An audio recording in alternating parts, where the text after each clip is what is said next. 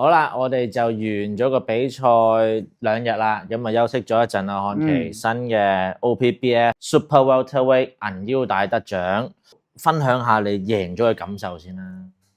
贏咗啊！即係我感受當下，其實我呢一開頭咧，我好開心啊！第一下，即係1秒啫，我個腦入面已經突然間浮現晒我咁多年，即係可能開心又好，唔開心又好，訓練間隙又好，贏比賽又好，曾經業餘又輸過比賽又好咁樣，所有畫面都出晒嚟。之後其實我冇諗住喊，你叫我唔係拉碌棍嘅，我就諗到好鬼型咁樣噶，咁啊點知我忍唔住喎！你見到我，你一擰見到我，跟住就揸住 T， 跟住就咁樣啦嘛。我記得嗰個畫面完全係，即係我一擰住面，我望到佢，我更加忍唔住，因為始終佢叫湊住我出嚟，我由一場冇打過，打到依家叫做開始有 bell 啦咁樣。之後我一見到佢，我更加情緒大爆發，我控制唔到自己已經。係。之後就好開心啦，當然係。之後同埋個感覺就係真係，當你越嚟越接近自己個夢想嘅時候，我感覺我都諗唔到原來係咁。即係我知道我會好開心，或者我以為我唔會喊，我仲同我女朋友講：我唔會喊啦，打咁多場咧，就以前打香港冠軍又好，點都好，咁未喊過，輸又有，輸嘅時候就有喊過，贏我未喊過，好開心嗰次都。但係我之後我真係突然間崩堤啲眼淚。其實我就冇乜想喊嘅感覺，但係其實我都非常之緊張。喺打完頭7場啦，咁嗰啲 rookie kick 唔講住啦，咁啊 Nabish 就整咗個 first round KO 啦，咁啊 Ashish 就整咗個3 round KO 啦。咁呢個任務係我特登俾佢嘅呢個3 round KO，係因為我希望個對手有啲特別啦，所以我就想Ash 喺嗰場比賽度證明某啲嘢俾人睇嘅。咁啊去到打完Ash 嗰場 KO 咗之後咧，咁我哋因為嗰個 time break 咧就有15分鐘。其實哇，你唔喺出邊啦，你喺間房度準備緊啦，好多朋友見到我就已經見到我其實隻腳係咁樣嘅，企唔穩，真係企唔穩嘅，有腳震啦。喂，話已經即係叫做過關係咪？DEF 嘅2個已經搞掂咗，咁啊第3個主賽我就哇隻腳咁樣，跟住好多人就過嚟搭我膊頭啊，咁樣話放心啦咁樣。咁啊去到打之前啊，即係你哋出場之前啊，咁我同埋 HKPBB 嗰啲主席啊 supervisor 要上台，咁啊揸住條 bell， 其實我係好用力咁樣咧 hold 實啲肌肉，等自己唔好震，咁樣我亦都係第一次上擂台咁樣揸住啲 bell。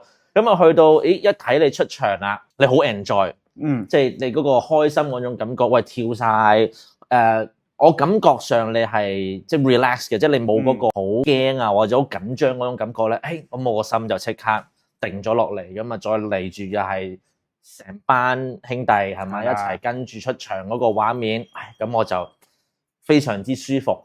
咁啊去到打嗰陣時咧，其實頭2 round 我都有些少緊張，因為我見到哇 Sasaki 好進取喎，係咪？咁啊當然啦，作客嘅選手都一定會有嘅咁上下嘅打法。係嘛？咁但係我見到你，因為平時你頭2 round 入局率係即係低啲㗎嘛，你慢熱啲㗎嘛，咁見到防守做得好好，反擊都做得好好，咁我就開始定。咁啊去到因為第一次打 OPBF 啦，香港亦都係啦，咁啊有一個rules 就叫做 open score 喺5 round 嘅時候，5 round 嘅時候其實裁判MC 講分，你聽唔聽到啊？我聽到3次自己個名，咩感覺？其實我知道自己應該係贏緊小比數，我自己心裏面，因為我都會自己幫自己比分嘅，即係我覺得可能頭彎係佢嘅，由第2彎開始，其實我第1彎開始我已經開始摸到佢啲咩拳強，咁我已經開始有啲防範，有啲 counter 啦開始。第1彎亦都冇輸得好緊要嘅，我覺得，即係我覺得會係輸少少啦。之後我第2彎開始我又開始適應到個節奏，同埋我知道佢邊啲拳強啊，我有啲嘢真係，例如佢打 body shot 大家都知勁噶啦。佢一打埋嚟，我一夾爭一擋到，我即刻煩 uppercut。所以你哋見啲場我好多 uppercut，因為佢個 body shot 係好重，但係佢開得好闊。佢咁重，佢一定有代價噶嘛，即係佢動作會好大。咁我睇到擋完即刻還，我真係冇個平時 training 翻嚟嘅咯，砰砰砰砰係咁去咁去咯。見到佢有反應咪繼續去咯。去到後邊其實佢報個分同我心目中一樣嘅時候，咁我就知道啱啦。係啦。咁啊順帶一提啦，場邊嘅3個 judge 嘅比賽角都有講啦，一個係香港嘅，一個係澳門嘅，第3個係日本嘅，係日本 OPBF 指派過嚟香港做 judge。咁啊，所以個公平性同認受性一定係足夠。咁啊，嗰個拳啦，其實 Sasaki 係打好多 left uppercut 嘅，即係瞄住你個 kidney 嚟打㗎啦，擺到明。咁個防守就真係做得非常之好啦。咁Nabish 喺側邊都不停咁樣提你係要防住嗰拳，係要防住嗰拳。咁呢個係分數上就我哋呢個 left uppercut 擋完再 counter punch 嘅分數攞得非常之好。咁有幾拳其實我哋都特別擔心，因為我賽後同啲人食飯啦，即係同內地嘅人食飯啦，有啲裁判食飯啦，我哋分享即係討論翻嗰場比賽。話第8 round 同第10 round 咧，其實我哋個心都嚟一嚟啊！你食咗幾拳都幾重下嘅 right cross 喺個頭度，你自己仲記唔記得㗎？我記得嘅，但係其實我唔知你哋睇唔到定係點啊。其實有一下好認真係有一下係我 crash 咗落去，因為但係嗰下我只係好似擰一擰翻嚟，即係我有少少感覺啦。因為我唔知咧，佢哋叫我鐵頭功啊嘛。其實我都唔知我係咪真係咁襟打，但係咁樣完之後，我覺得其實都 OK 嘅。同埋有幾下其實佢打落嚟係好響，好似好重咁，但係其實係落咗我膊頭，所以我膊頭係瘀咗嘅呢邊。係啊，所以因為佢一嚟可以俾人睇下先啊嘛。呢邊有冇依家可能散咗？呢邊都有啲㗎。係指咗少少嘅，指咗少少嘅。之後佢一嚟嘅話，其實我係另加掃鬥波少少，我 feel 到夾嘅 feel，我即刻打翻 uppercut 上去嘅。所以就呢樣嘢喺Nabish身上面學翻嚟嘅，所以就其實好似好影嗰幾下，我 feel 到一下，我嗰下我都就覺得呢拳係佢噶啦。同埋因為佢打中，就算我 block 中都好大聲，係，所以大家就覺得好似佢好型，但係其實佢最型嘅成場面係有 left hook，我記得有威 overhead， 有一個 body shot。因為就係因為嗰一個 body shot，所以我知道我一定要擋得好個 body shot。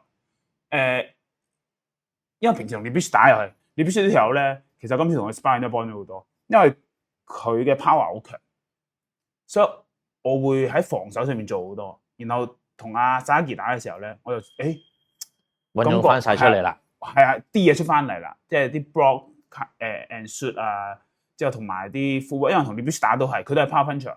你係不能夠企正喺佢面前，佢企正喺佢面前咧，佢儲到力咧，你就好大鑊噶。但係有一樣嘢咧係有少少唔同嘅。Sasaki 佢因為動作好大，所以我係望到嘅。所以你哋會見到有時咧，佢打 overhead，我又打 overhead 嘅，因為我知道佢打 overhead，我將條路線壓喺佢 overhead 下面，之後佢 overhead 個頭上面過，我就 crash 到落去。我唔知你睇唔睇到，但係應該有少少型嘅嗰幾下，因為我知道我嘅力量係冇佢咁強，但係我能夠用我嘅力量加佢嘅體重去中嘅時候，應該就會型啲。係啦，所以就我覺得今次佢做個 corner，Ash 做又喺度嗌啦。之後最好笑係咩啊？因為我 Mandy 講嘢細聲，我女朋友喺我 Mandy 身邊聽完之後用廣東話嗌翻，我都聽到。我 Mandy 喺側邊 tap， 係啊，即個聲音其實如果你喺上邊打緊咧，嗱我哋唔使較大呢幾個聲啊，支咪喺度啊，我 Mandy 嗰個就係 tap。係，但係你喺個擂台上邊仲有講緊差唔多成1000個人觀眾啦，即係我哋臨尾賣飛都有啲街客特登過嚟買啦，成1000個觀眾全場喺度嗌緊嗰陣時，我 Mandy 把聲係冇變過㗎。咁佢就話因為咁樣，所以佢就我喺後邊企喺度叉住手，我都聽到。喂，教練，我自己都燥啊！即係我作為經理人，即係好彩Nabish就聽完之後大聲都有係啦咁樣講翻啦。宣佈賽果前嗰一刻啦，你係點樣睇咧？我覺得我覺得自己會贏少少分，因為我本身一開頭我喺同佢真係落手打之前咧，我仲諗緊會唔會有尾彎有機會可以用個體能衝翻個轉頭，但係 Sasaki 其實好硬淨，我打埋佢個感覺，即係我唔知，即係打拳嘅人就知啦，你打埋喺條友度，你 feel 到硬淨。佢就係打埋嘅時候錫嗰啲人嚟，係啊，同埋今次有一樣嘢係佢做得好，就係佢令到我直拳咧發揮得唔係咁好嘅，個右手尤其是，因為我右直其實不嬲係我最殺食嗰下，但係佢又成日都可以間到嘅，即係其實佢個距離都捉得你唔錯啊，佢啱啱好喺in pocket 嘅前少少，跟住就有啲大嘅動作，佢衝入嚟，等你打唔到你個 right cross，尤其是佢 keep 住打 left，即係佢用佢嘅左手，即係你要用你嘅右邊擋啦，就搞到你更加出唔到。所以我就變咗做 uppercut 咯，係啦，呢個就係我當下應對。我覺得今次嗱講真嘅，今次我自己即係比較滿意自己嘅臨場應對嘅，因為我打嘅時候我不停諗嘢嘅，我不停諗緊我點樣可以做啲乜嘢去，即係聽到佢哋教練嘅意見啦，自己入面打嘅時候第一身視覺啦，我有諗點樣做。咁我覺得我諗嘅嘢有70%做到出嚟，所以最後個結果同我預計中都唔係千差好遠，但係都緊張噶嘛，因為始終我都知道唔係即係我都想公平啲噶嘛。咁雖然我哋主場啫，但係有日本嘅裁判，有澳門嘅裁判。我就即係我會預測有少少分差嘅，但係打3個俾我嘅時候，我就覺得啊，咁即係我真係贏啦，我真係叫做。即係點講好認受性咯，呢個勝利。冇錯。咁啊，你打完個比賽，即係攞完條腰帶，你都揸住支咪講嗰啲感想啊。咁其實有幾句咧，唔係淨止我嘅，即係有好多人係特登喺啲 story 度，即係一打完佢哋就出 story，當恭喜又好，當點都好。你有幾句嘢咧，其實我自己呢幾日睇翻係回頭率好高啊！即係啲人一定會寫翻出嚟，包括 The Standard 係都特登寫咗呢句。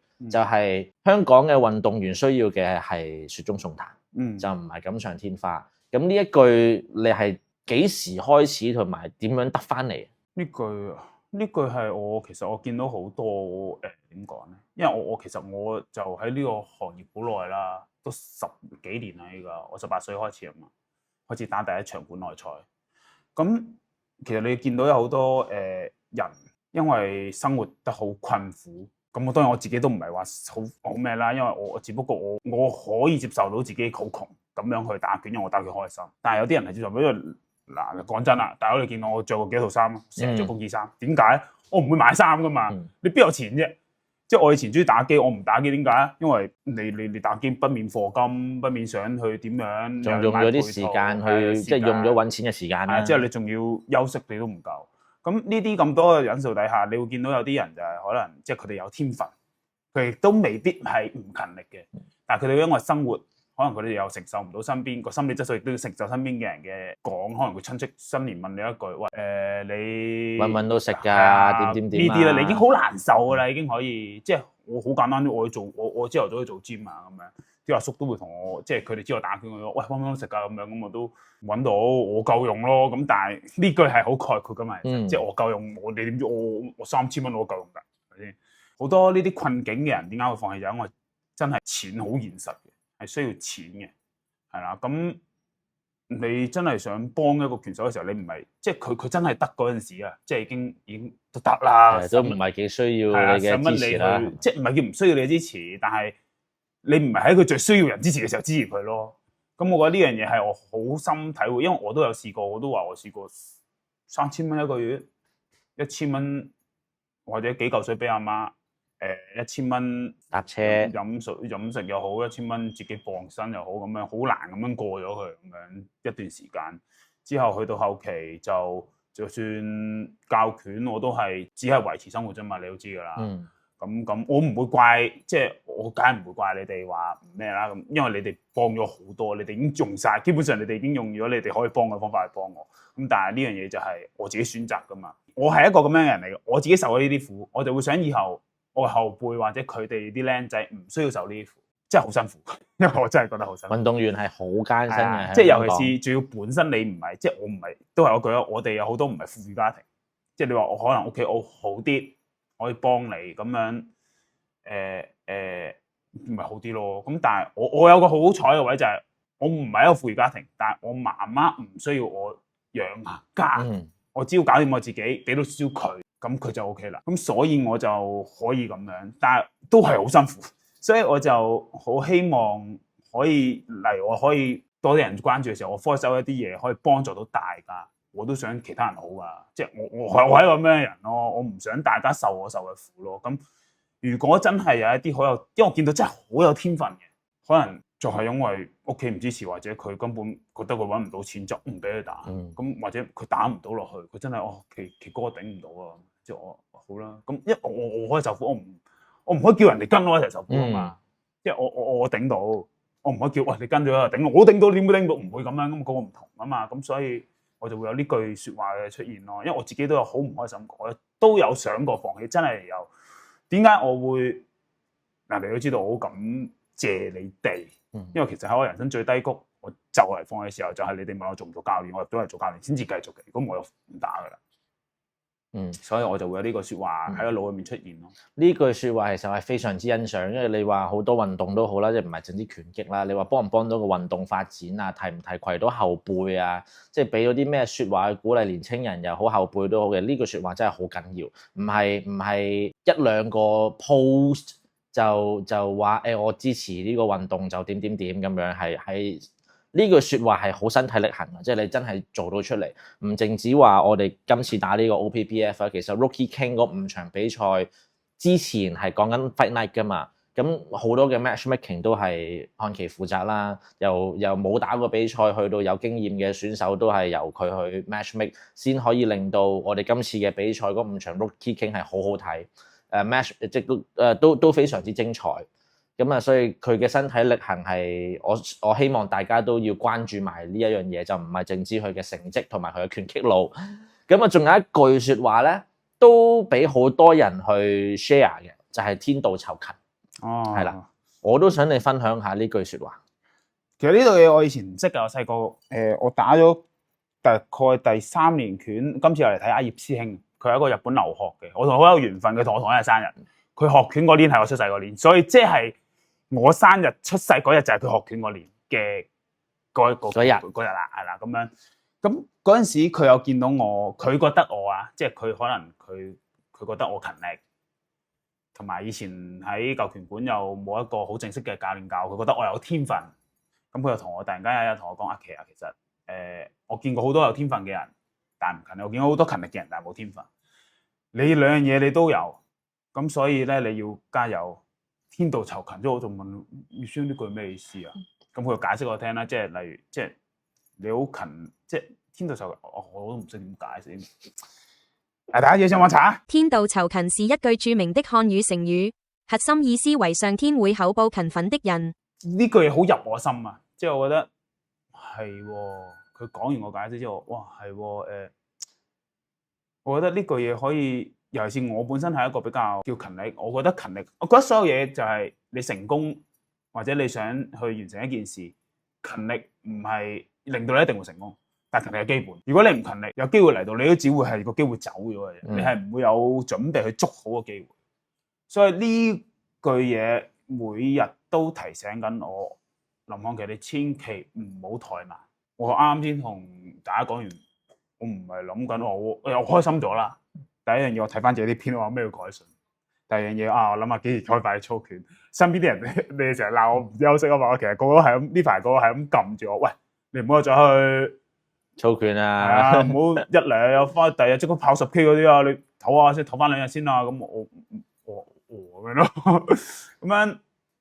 但係呢一句説話係。好，即係我覺得係一個思想同埋我令我心入面有一個，即係有咩事我天道酬勤，我要提醒自己，我要即係唔好忘記呢樣嘢，我勤力係基本啊嘛，千祈唔好諗住哇，可能你好咗啲啦，我依家未叫做好叻啦，咁可能叻咗啲啦，就諗住哇可以食老本咁樣唔得噶，我覺得人嘅進步係無止境嘅，好簡單啫嘛，點解 World Champ 都要日日練拳啊？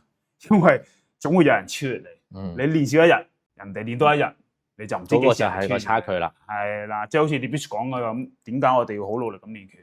因為你諗下，你對手好努力咁練拳，佢唔會係淨係嚟同你打完就想輸俾你，係啊。所以呢句説話係成為咗我座右銘咯。就所以大家依家會見到我啲衫啊，或者我啲 post 啊，都會咁講。之後就慢慢可能因為咁樣，大家又呢句嘢又變咗好似我其中一個 slogan 係啦，一定會喺你嘅衫褲度出現咁樣。係啊，我都係攞嚟長期都係要提醒自己，林漢奇唔好忘記呢樣。咁啊，我哋成日都話冇以前嘅你咧，就唔會成就而家嘅你啦。咁啊，今次就打咗10個 round，之前就即係出道嗰陣時，第一次就喺台灣打咗4個 round，咁喺菲律賓又打過啲4個 round。其實你覺得哇，4個 round 同10個 round 大唔大分別啊？大，你個 game plan 好唔同咯。即係當然體能就一定又再強啲10個 round，但係呢個係好多拳手都出現一個問題，就係咧成日都諗住睇下個頭彎點先，打4彎啊個檔，或者打3彎啦。even 其實你頭彎輸，你2、3彎就點都要追嘅，你會好大心理壓力嘅。因為我以前就係頭彎好慢熱嘅人，所以打4彎、打3彎嗰陣時，我成日都頭彎輸咧，就會覺得好大心理壓力，我就要追得好辛苦。所以嗰陣時，我覺得去到打4彎嘅第2場定唔知第3場嘅時候，我就第2場嘅時候我知道啦呢樣嘢。所以去到打6彎、打6彎嘅時候，我都係第一嚟，我又要睇下可唔可以搶到上風先，係啦。之後8彎同10彎，我開始就感覺到又有少少唔同啦，就係我點樣去分佈我嘅體力。因為打 sparring 我都會 feel 到嘅，去到尾你更加係會攰。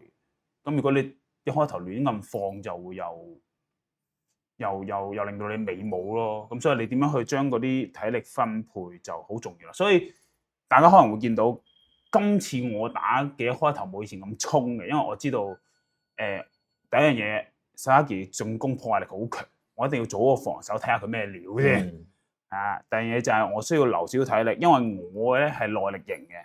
咁我耐力型嘅時候，同埋我有樣嘢嘅，我覺得我自己係咁啊。我去到第1彎、第2彎、第3彎開始，我開始摸到對方嘅習性嘅，所以我會有一啲你會見到我無啦啦會 whiff 咗，佢真係有啲大拳打唔中，或者我會突然間走去一啲位奇奇怪怪，但係佢又會好似唔知擰去邊咁樣，因為我會開始慢慢 read 到個對手嗰個習性嘅。咁所以我覺得打長彎係啱我啲，同埋短彎同長彎數最大分別就係體力分佈 game plan 咯，同埋你個人個心態，你要點樣去即係打短彎嘅時候。如果我建議大家建議大家3彎或者打4彎嘅時候，我會建議大家頭彎你要贏，或者你要盡力去攞咗頭1、2彎，你嘅心定咗落嚟。第3、4彎嘅時候，唔係叫你放鬆，但你會有信心啲。係啊，4個 round 你第1個 round 搞唔掂，你就一定要將最尾嗰3個 round 硬谷，你先贏喎。你如果谷2個，跟住頭1個2-2都係和嘅啫喎，咁樣。咁啊呢條就 WBC OPBF 嘅銀腰帶。咁啊攞完呢條腰帶會有啲咩變化咧？就係你會喺 OPBF 嘅 ranking 度咧有機會 rank 到 Asia， 即係 OPBF Super Welterweight 呢度 rank 到一定係 top 10嘅，係啦。咁即係已經有嗰個 qualification 去打條金，咁就如果打完條金就會直接升埋去 WBC Top 15咁樣啦。咁金呢個我就未知幾時安排到俾你，但係你即係打完呢個比賽唞咗2日，你覺得你覺得要自己會想繼續點樣行咧？打嘅話，我會想俾少少時間我改進下自己先，係啦。我今次有意識到，我係需要再 power 好翻少少。我有少少覺得 Sasaki 嗰個防守令到我有啲我不嬲好有信心嘅拳係攻唔到，所以我要突然間變咗，又要提翻升再高啲密度，或者揾一啲打一啲我平時唔多打嘅拳去打佢。雖然打到，因為我都係嗰句啦，咁因為你當下嘅嘢你係要睇情況改變噶嘛。但係其實我熟我嘅都知道，我係直拳比較好嘅。今次我嘅直拳咧，我覺得係發揮得冇咁好，反而個 uppercut 就效咗。因為 Sasaki 嘅防守係有個點就係佢個格好開嘅，即係佢下面好開，但係上面好硬咁樣嘅佢個格，所以我係咁可以抄到 uppercut。我 feel 到有一 round 我抄嘅 uppercut 佢有少少停停地咁樣添嘅，所以嗰 round 我就追咗落去嘅有少少。但係有少少發揮唔到最強嗰樣嘢嘅時候，你就會有少少。即係你每個人都有絕招㗎嘛，即刻你每個人都有絕招啊嘛。因為你打咗大絕出去，但係佢冇反應，我啲打唔到喎，空大喎，扣咗1 HP，死！你會即刻有少少咁當然當下就梗係解決咗先啦。但係呢樣嘢就係翻嚟，我就係要強化翻呢樣嘢咯。我個 power 同埋有啲習慣上，我唔講俾大家知，我弱點嚟噶嘛，咁我講晒。我習慣上嘅嘢我要改。唔緊要，外國啲人唔識聽廣東話嘅。我係我自己啲節奏咯，即係可能會有時有啲位有啲小動作會俾人見到，其實真同假之間佢分到咯。咁呢個唔得噶嘛，你明牌13張真同假，人哋知你幾時真幾時假，你邊打到？係啊，咁你就我要將呢啲嘢抹咗佢，即係可能改到佢，大家分唔到啦。之後強化啲 power 或者點樣去改變個節奏，令到我嘅 1-2同埋個右手直拳又可以奏效翻嘅時候，就會好啲咯。其實我本身已經係想安排緊下一場比賽，就有機會係4月頭因為你係一路都同我講你想喺廈門打比賽，呢個我想啊真係。你係廈門人嚟㗎嘛？唔係，我係福建泉州人喺廈門周邊，即係如果我喺廈門打咧，我就成村人去睇㗎啦，我諗下。其實呢樣嘢我安排緊㗎啦，即係你一贏咗個比賽，我已經即刻 send 去廈門個 promoter 度睇下佢有冇機會。咁當然啦，佢都有啲 requirement，但係我哋就未知道達唔達成到，因為廈門嘅比賽嗰個 promoter 就係吳氏家族啦，即係喺內地咁啊。而家嘅 promoter 叫吳思琪啦，淨係搞大型比賽嘅啫，即係每一個場館一定要過某個人數，一定要有大嘅電視台去 support， 跟住製作費都起碼要成千萬人民幣嘅比賽佢先會搞嘅，係啦。咁所以佢俾咗個 requirement 我咧，就係講緊，個世界排名要頭150內，就盡量安排啊。咁但係我唔知啦，因為個 box rec 就暫時就仲未 update 啦。但係呢一場比賽，你打 Sasaki 嘅呢個腰帶比賽係兩星嘅 match 嚟嘅。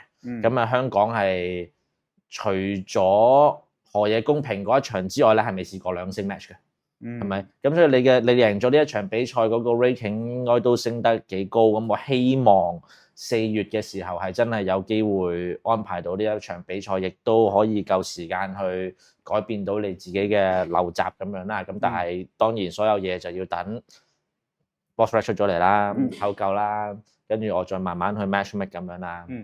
咁啊，講起呢個拳手會當下係會改變啦，即係我哋 matchmake 係 professional matchmake 係講緊可能3-4個月前就開始。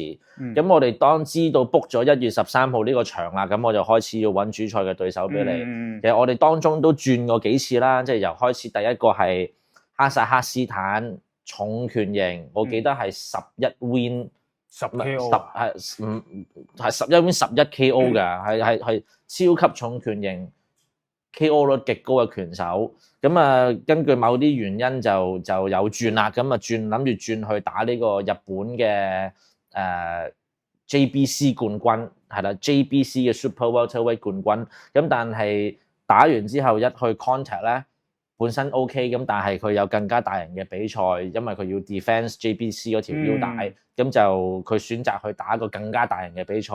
咁啊去到最尾就因為我去咗 WBC 嘅年會見到龜田興毅啦，即係前世界冠軍啦，咁佢轉咗做 promoter 啦，咁我同佢傾下嘅時候，佢就推薦咗 Sasaki 過嚟打呢個比賽。咁啊其實嗱，我哋由10月開始就已經做 matchmake，就本身諗住睇住個重拳型嚟打，跟住就再轉去第二個日本，再轉去第三個日本。其實呢個你做咗咩改變啊？因為我睇對手噶嘛，第一個哈薩克嗰個咧，佢重拳型，但係佢係 amateur style 嘅。咁我本身就諗住，如果同佢打咧，我就係打耐力噶啦。因為 amateur style 佢哋轉過嚟咧，就會有一個過渡期嘅。就係佢哋嗰個耐力或者嗰個，因為佢又係打 KO 咧，佢唔似係打 long game 啊嘛，我就諗住用 long game 同佢打嘅，因為本身呢樣嘢我強。同埋我睇佢 box rec 嘅，我識睇 box rec 嘅。雖然佢話11場11個 KO 啫，咁佢都睇佢11個 KO 個對手係咩對手嚟噶嘛，我都有睇下嘅。咁我有信心我自己係都應付到嘅。咁啊，但係就話轉啦嘛，之後就咁我第二個嘅時候我就睇，反而第二個嗰陣時我 OK，因為佢個 style 好日本人嗰種企喺度同你打，你啊最中意打呢啲添啊！我中意打中近，我唔係我中意打中遠啊！就係阿 Luko Sasaki 咧，佢比佢打得遠少少嘅。阿 Sasaki 係好中意入嚟噶嘛，係咁衝入嚟。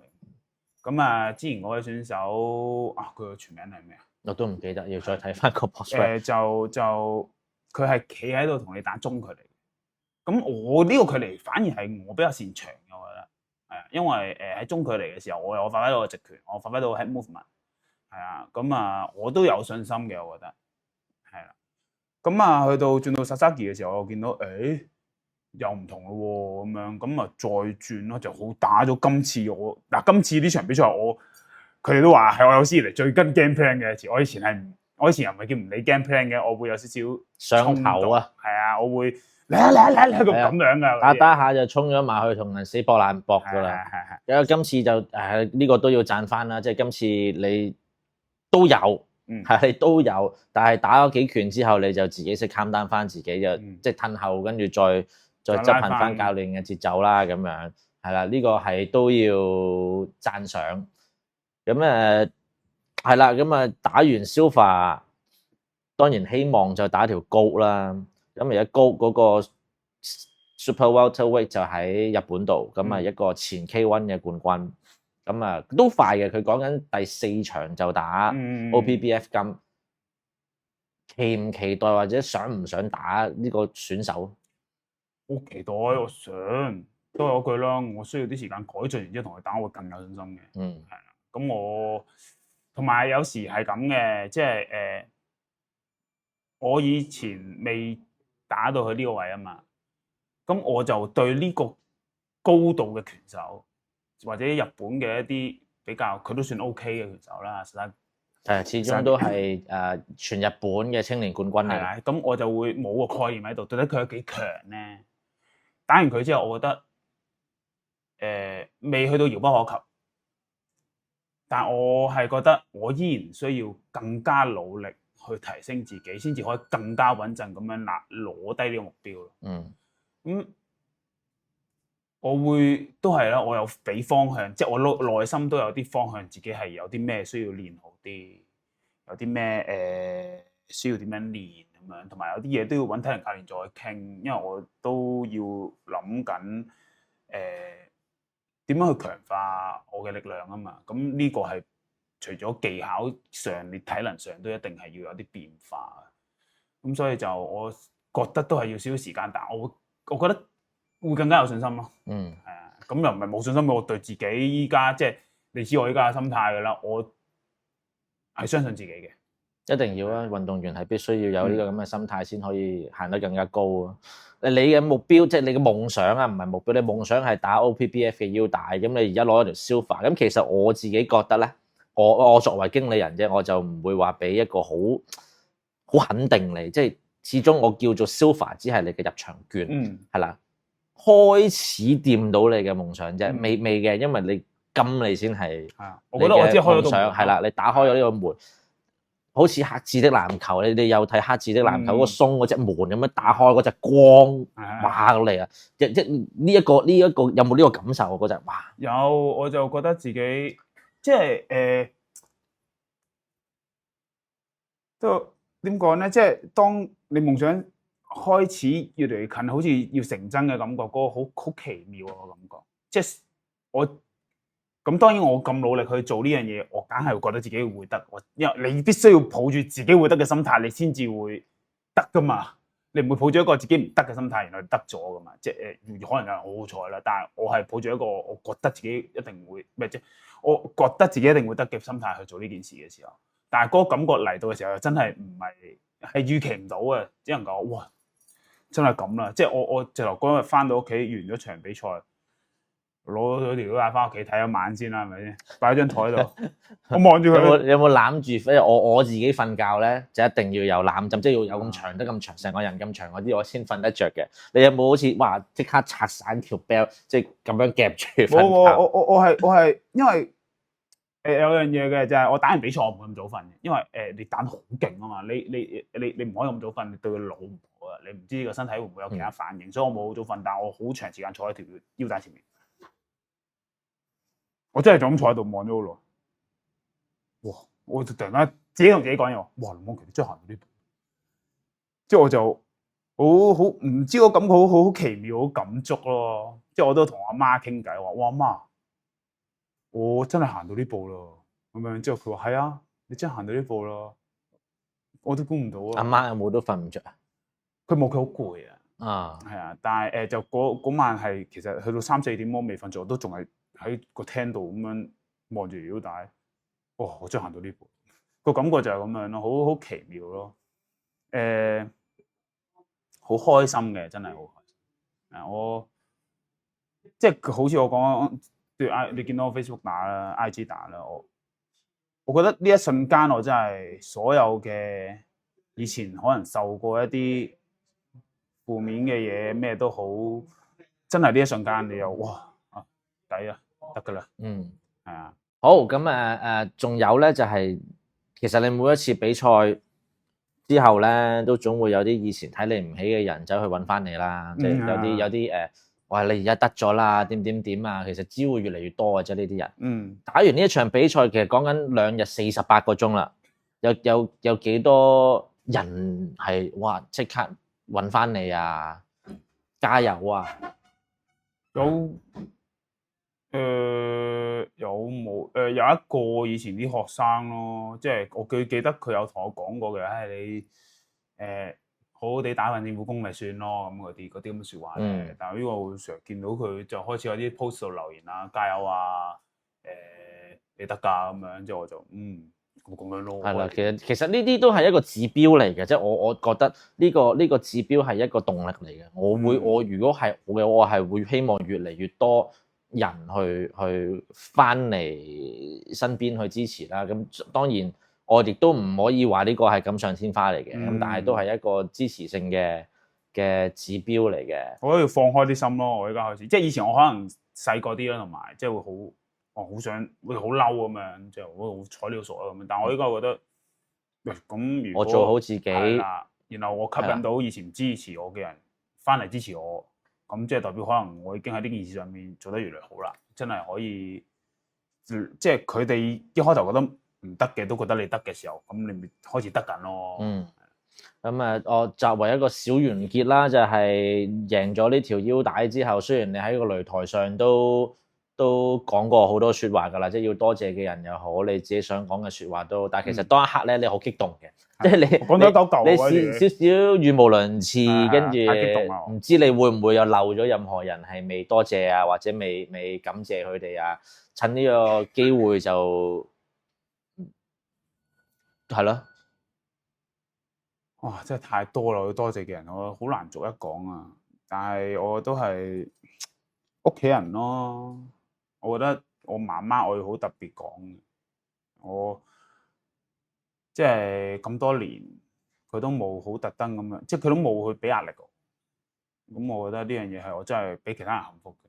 即係我知好多拳手可能屋企人唔支持嘅，但係我媽媽係佢見到希望，然後佢係最支持我。你見到啦？呢樣嘢係我覺得如果你話依家呢一刻暫時嘅成功程度有好大部分呢樣嘢啦，屋企人啊，我覺得係我同埋我好好運嘅，我遇到我嘅我師傅啊，即係佢為我打低咗一個好好嘅心態基礎咯。即係唔係講緊打比賽心態，即係可能面對難關，即係唔好驕傲呢樣嘢，因為我師傅係教過我好多嘢，你唔好以為你依家得。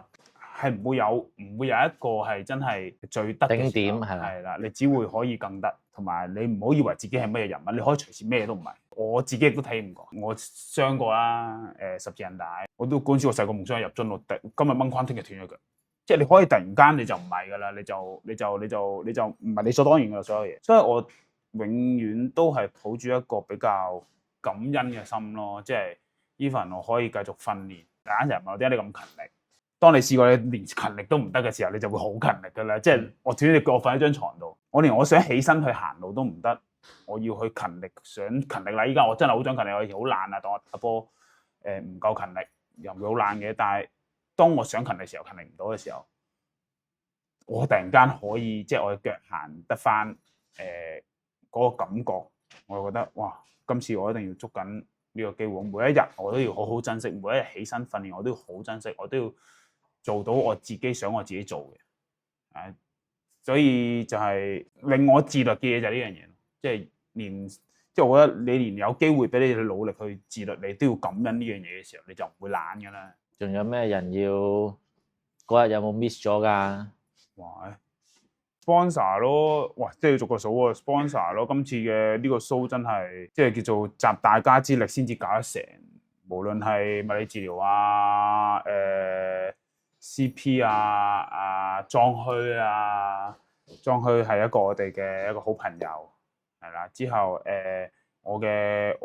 我自己私人嘅一啲 sponsor， 有身邊啲學生啲朋友咁樣，或者叫做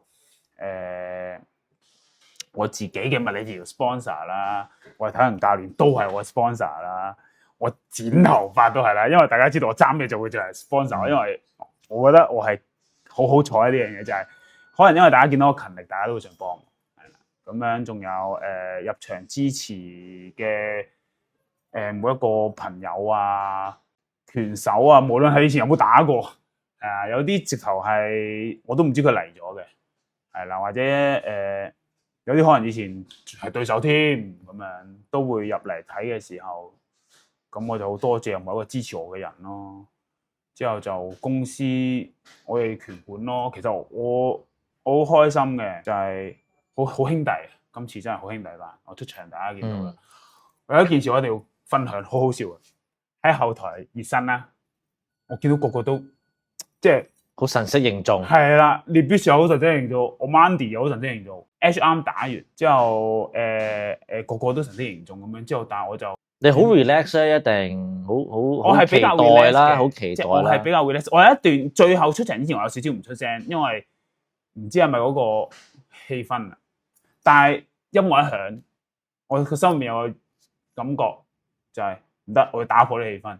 即係我一出嚟，我一跳出嚟，我開始釋放嘅能量嘅時候咧，我睇翻片先見到佢哋後面開始笑啦，終於到哇！我即刻都釋懷啦，即係同埋我想即係我見到大家都。即係呢個就係真係，可能就係因為大家一齊一嚟努力咧。嗱，你知 H 好中意講嘅，你見到最後我攞獎嗰時，哇！佢嗰個激動係同我見到佢贏嗰個激動，我衝落去攬住佢我都同埋佢話 Kyle 咯 ，Kyle 贏，好好笑啊呢樣嘢啊！我出馬 Kyle 都要講啦，佢係好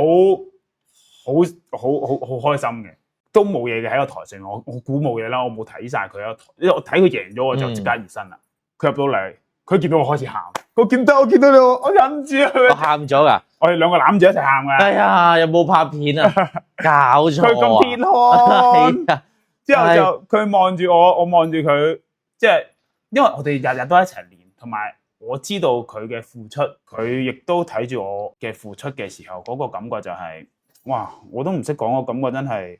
唔得，我見到佢贏咧，我真係第一時間，哇！你兄弟你得啦，你得啦，我形容唔到我就冇第二句嘢話，你得啦得啦得，我都流咗即眼濕濕，佢又真係佢都忍唔住咧，好好笑。你諗下佢平時嗰個鐵漢嘅形象係啦，之後哇，同埋我贏嗰陣時咧，我擰住面見到你咧，我又忍唔住啦。之後我行埋翻個角度嗰陣時咧，哇！佢哋全部攬住我，哇！我真係嗰個感覺好唔同啊！即係一班人，即係雖然成日都話打拳係可以好似自己嘅一個人嘅活動咁樣，有啲時候係真係確實係要自己一個嘅。但係嗰一刻，我係哇好開心，全部兄弟，即係你會覺得大家都想你贏，場入面觀眾都想你贏，嗰種能量咧，我唔識講，我好開心。起碼我開心個點就係我嘅努力，或者我原來大家睇到嘅，因為有時其實人哋唔會同佢講，我見到。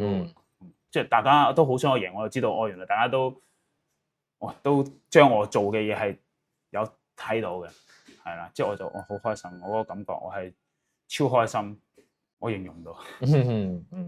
咁啊係啦，咁啊希望係啊，即係雖然唔知下一次比賽幾時啦，甚至亦都唔知香港下一次再搞係幾時啦，因為我哋都籌備緊，希望今年可以搞多一次大場館咁，但係未揾到地方有星期六或者星期日嘅呢個日期，咁啊星期二係激少少噶啦，即係可能入座率都冇，雖然比我預期中好好多，但係希望梗係越嚟越多人去參與同支持職業拳擊啦。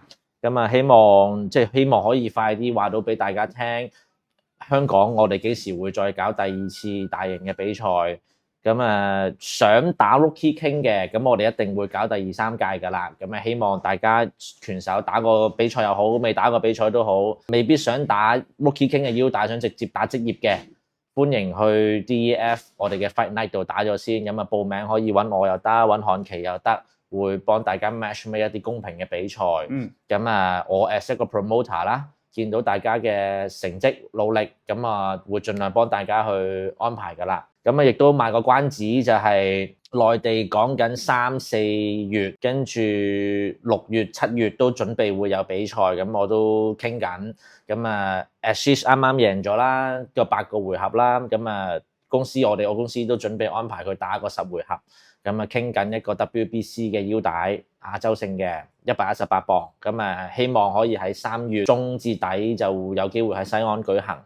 咁啊 Nurbish 打完呢一場比賽咧，咁就太犀利啦 ！First round 分零鐘就 KO 咗，咁啊太多轉播啦。咁日本同埋大陸都望緊佢，咁啊唔知得唔得啦，因為嗰場比賽實在太誇張。咁啊希望幫佢做到啲 matchmake 啦。